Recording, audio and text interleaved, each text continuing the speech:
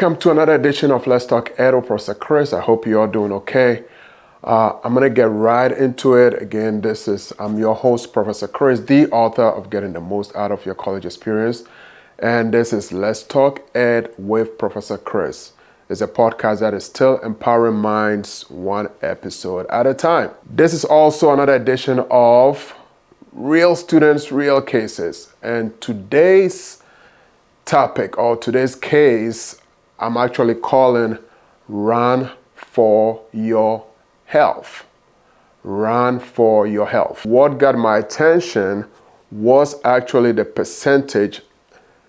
And I just did a quick search. On how many college students are exercising. No, I think I first started with, I think that's what I did. I did how many college students are actually exercising. And to my surprise, I had 54 to 60% of students, students, and this is not just students, 54 to 60% of students do not meet the physical activity requirement. There's a whole research on this here. And my first thing was, how are we even able to measure this? And I found this paper that went into detail talking about, and to some extent, I do believe this, by the way. I do believe this. I just didn't realize the numbers were that high. So then my next research was, what is the physical activity guideline that people are not meeting, that this 54 to 60% don't even meet? So that was my next research. What is it? What is the minimum you have to do to just meet this physical requirement, physical activity requirement? And that was for adults, 150 minutes per week activity. All right. So again, I'm going to get into some of the basic activities, but we're saying adults need to meet some form of physical activity 150 minutes per week. That means 20 minutes per day. Okay, so what are some of the activities that you could do 20 minutes per day to meet this physical activity requirement? And that starts from standing, walking, basics, okay? Most of us are not even standing, believe it or not, 20 hours a week, or walking, 20 minutes per day, okay?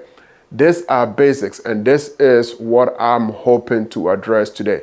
Children need to do about 60 minutes per day, right? But adults, we start from 18 up, need to do 20 minutes of some physical activity per day. 20 minutes. Okay, so let me go back a little bit. I want to say about 4 or 5 years ago, as a group of friends that I have, special shout outs to my brothers Selam, Sel, and Kofi here, I was talking about exercising. We had a little platform. We did talk about exercising all the time. And one of the topic was, what to do to exercise. But most importantly, what is the cheapest way of exercise? Because we know going to the gym could cost money. By the way, there are different ways to get cheap gym membership. We'll get to that. But really, the basic exercise, as I suggested, was, walking, running is very good. It doesn't cost anyone. It doesn't cost much money. Probably what you need is some sneakers at the most, right? That's all you actually need for exercising. Unfortunately, I, the preacher, wasn't really walking or doing what I suggested. Okay. My friends, however, now run 5 to 10 miles a day. And I praise them for doing that. I'm very, very proud for them for doing that. For me, however, recently, and I do exercise here and there, but really not running. I don't like running. And I know that's probably one of the excuses. We're not making any excuses today. We're just trying to find some basic ways of exercising. A couple of weeks ago, I was trying to get my kids are home for 3 months, and I'm trying to get them involved in some form of physical activities. And they do soccer and they do tennis. But I was suggesting, hey, why don't you guys just go out to do some running? And lo and behold, none of them will budge to do that. So what do? If I want my kids to do it, I have to do it. I have to set an example. So I started going out there with them. And I'm talking about just 1 mile running around the neighborhood here. Now we're up to 2 miles. Okay. And as challenging as it is, the fulfillment after that is amazing. Okay.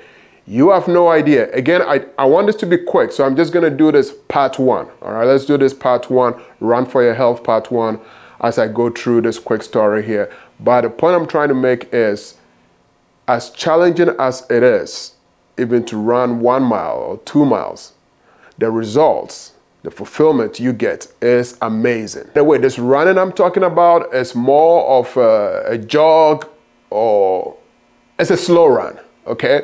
But just keeping up the pace and doing that 1.5 to 2 miles slowly at your own pace, for me, it's been very fulfilling. Start with walking. Start with walking. Point I am trying to make here, my plea for you on this edition or this first part of Run for Your Health is for us to please start doing some exercising.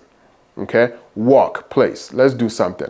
That 54 to 60% is just too much. And this is just college students. At the moment, we're estimating about 24 million students in the United States.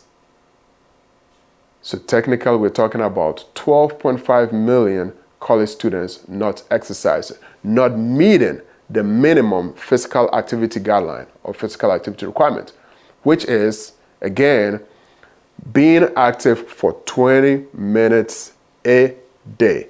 20 minutes per day. That's it. Even if you stand at your desk while you're working for 2 hours, maybe for an hour, that qualifies. And that most of us are not meeting. So, I'm going to wrap this up. Part 1 of Run for Your Health. Okay. This is just to kind of help you to start prepping your mind. Part 2, we'll talk more about some of the advantages, what you need to do, some of the safety requirements that come with, for those of you who are really going to be doing intensive running, and just basic safety precautions. But until we meet next time on Let's Talk Ed with Professor Chris, real cases, real students, let's do something. Anything. Walk, jog. Let's do something, all right? So, as usual, it's always my pleasure. It's another edition of Let's Talk Ed with Professor Chris, real cases, real students. My beer to you, before I get to my beer. Pray, crawl, walk, run, do something, all right? But my beer to you, as usual, is balance. Balance your activities. We'll talk more about that, but balance. What you're doing for work, you can always spare at least an hour for physical activity. Just let's start with balancing that, okay? Continue to eat right and exercise. Right? It's my second E in my beer. Exercise. Do something. Walk, walk, walk. Please, let's start with that. And of course, yes, you might get tired. Just rest and relax.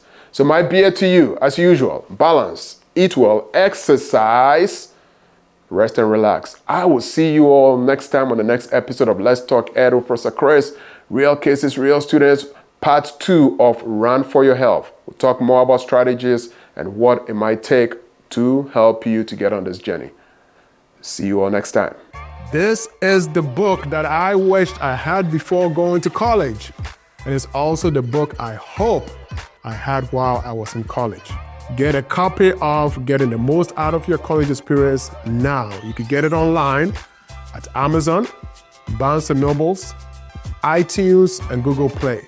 If you want a signed copy, you can go to my website at www.letustalked.com. Get your copy and let's continue to talk ed. Thank you.